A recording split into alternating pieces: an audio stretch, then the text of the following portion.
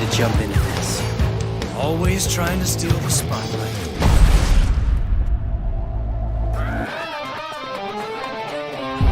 Hi everybody, this is Kevin, and welcome back to another anime review. And today I'm going to share my thoughts on the 2010 anime film Trigun Badlands Rumble, covering up the logo right there. But this is not necessarily a sequel, but more or less a side story to the original 1998 Trigun anime series, which if you haven't seen already, definitely check this out. And also I have a review on the channel that I did this past summer, so check that out as well.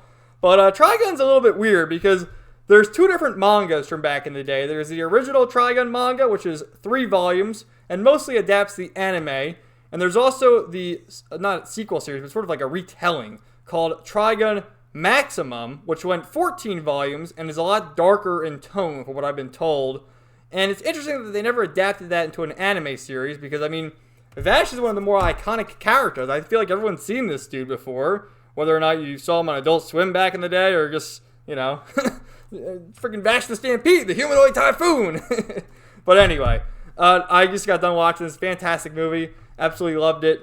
Pretty much brings back the main cast of characters. Of course, you have Vash, you have the two Bernardelli insurance ladies, Merrill and Millie, Nicholas D. Wolfwood, the priest, and then the villain of the movie, Gasback, which I'll show you what Gasback looks like right here. And he's this giant dude with an eye patch, and he has like a Gatling gun for an arm, almost like Barrett from Final Fantasy VII. And there's also another character named Amelia, who you hopefully saw in the clip I showed in the beginning of the video. And she's out for revenge because, well, Gasback killed her mother years and years ago. So this is a movie, I feel like you can watch this even if you don't know anything about Trigun, just because, you know, they sort of catch you up to speed and tell you what's going on. But it helps to know about these characters, especially Vash, because, well, if you don't already know, he's Vash the Stampede, the humanoid typhoon, and he has a $60 billion double dollar bounty on his head because wherever he goes, he causes destruction because, well, he's a pacifist. He's all about love and peace and not wanting to hurt anybody. But the bounty hunters are always going after him because of his bounty. Like I said, the $60 billion double dollar bounty. And Vash is trying to make sure no one gets killed, even the bounty hunters who are trying to kill him. He's like, oh, come on, fellas, we can work this out. And then, of course, you have the two Bernardelli insurance ladies who are, you know, surveying the damage of everywhere he goes. And then the wandering priest, Nicholas D. Wolfwood, etc., etc. So, and the cool thing is we had Johnny Young Bosch return as the voice actor for Vash, which if you don't already know, that was Johnny Young Bosch's first role as a voice actor. Of course, before that, he was in Power Rangers, but his first anime dub was Vash in the original Trigun series, and then to come back 10 plus years later and do it again.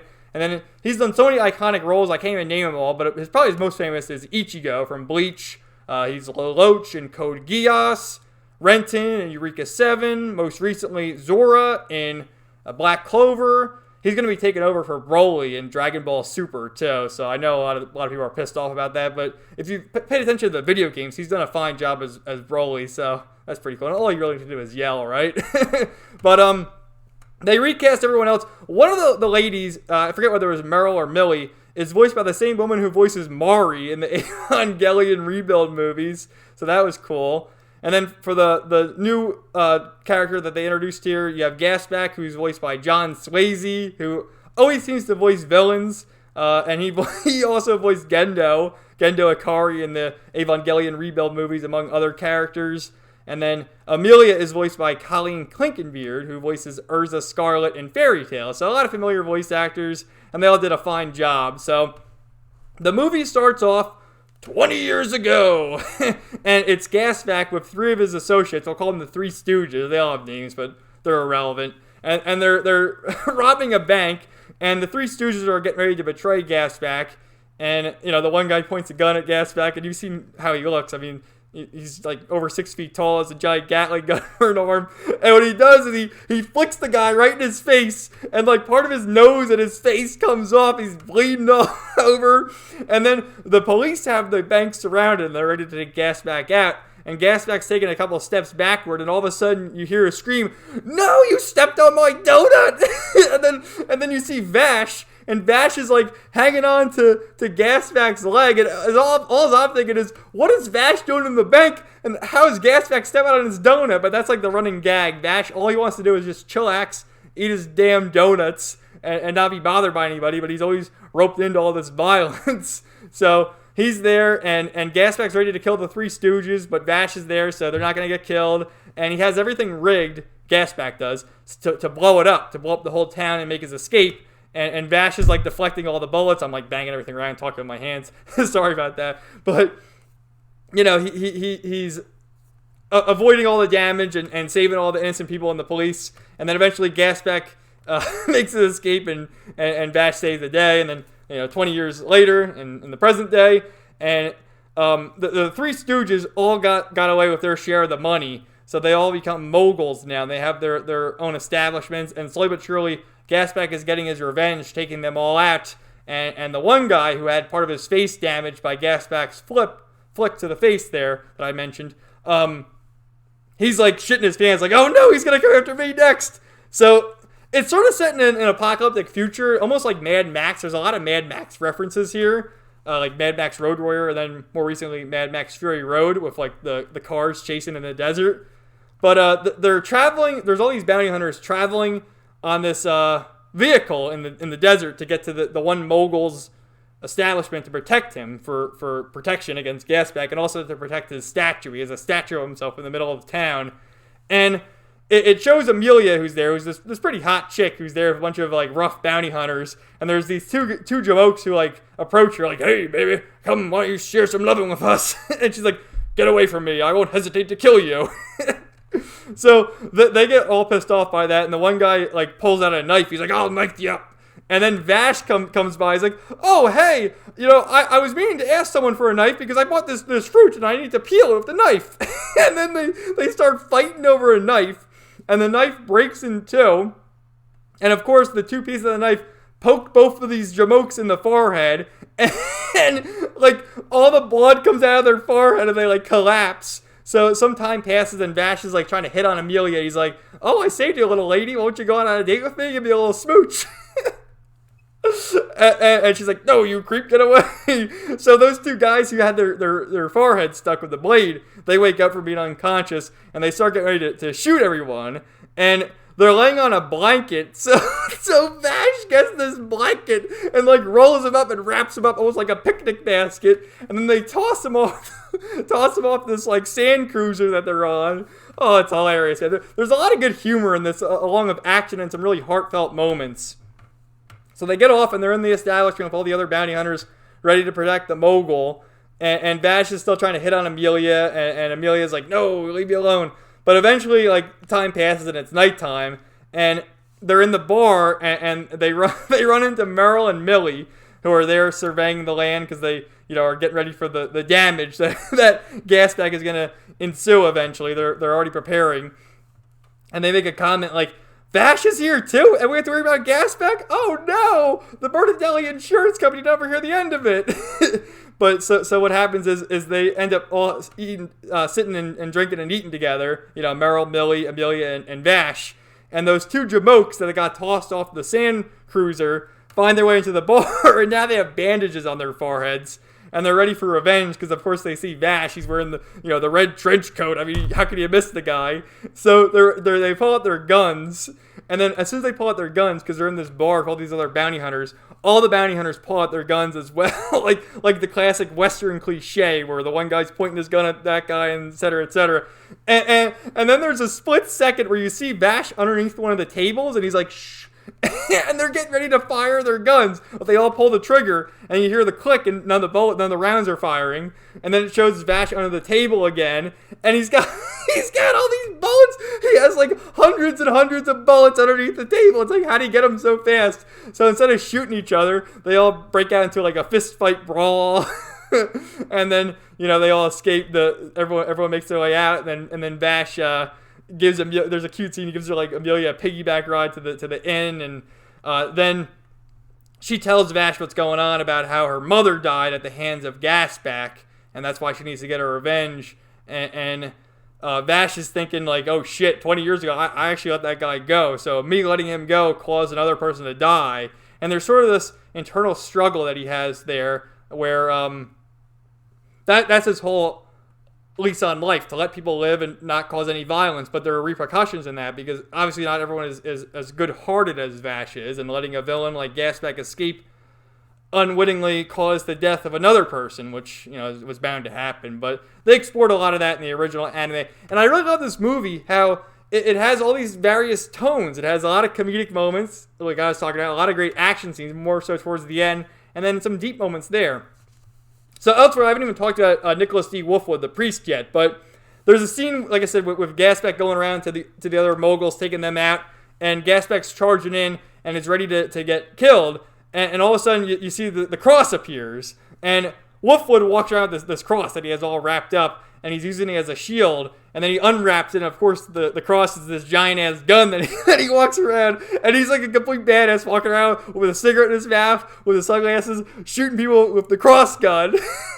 and then Gasback's like, "You're a priest. What are you doing killing people?" And he's like, "I'm a man of the cloth. I will do my deed." And what happened was, like I said, the funny scenes, the way that Gasback met Wolfwood was in the middle of the desert, and he's at this vending machine, and it's not taking his money, and he's like, "Water, I need water." And the vending machine in the middle of the desert's not taking his money. It's like, what the fuck? So in exchange for water, he agrees to be the bodyguard of Gasback for some time. So, you know, Gasback makes his way to this last place where Vash and Amelia and the last mogul are hanging out, and Wolfwood runs into Vash, and Vash's like, "What are you helping this guy for?" And he's like, "I gotta serve my time." And then what happens is Gasback like makes it past a certain point, and then Wolfwood gives him like the thumbs up, and it's like, "All right, I'm done. You know, my services are done." So then he starts shooting at Gasback now. But there's like this cool Mad Max chase where they have this giant light bulb in the center of town, which is powering the town, producing all this electricity. And with this Mad Max vehicle, Gasback steals the light bulb and makes the escape, and that's the whole idea, to steal this giant-ass light bulb and to sell it. So, like, there's this cool CGI scene, which I've been known to criticize CGI in anime just because I feel like it doesn't really transition well, like the two different art styles, but here it works pretty well because it shows this giant-ass vehicle and all these other cars chasing after it, and it very similar, more so similar to Mad Max Fury Road, in my opinion, in the chase. And slowly but surely, the cars are, running into barriers and getting picked off, and tires are getting shot out.